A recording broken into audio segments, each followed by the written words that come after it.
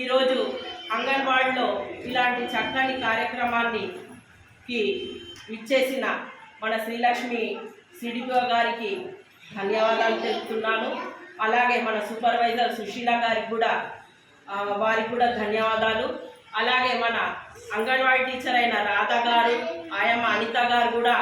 ఇక్కడ అన్ని కార్యక్రమాలను చక్కగా చేస్తూ అందరితో ఇక్కడ వార్డు సభ్యుల అందరితో కలిసిమెలిసి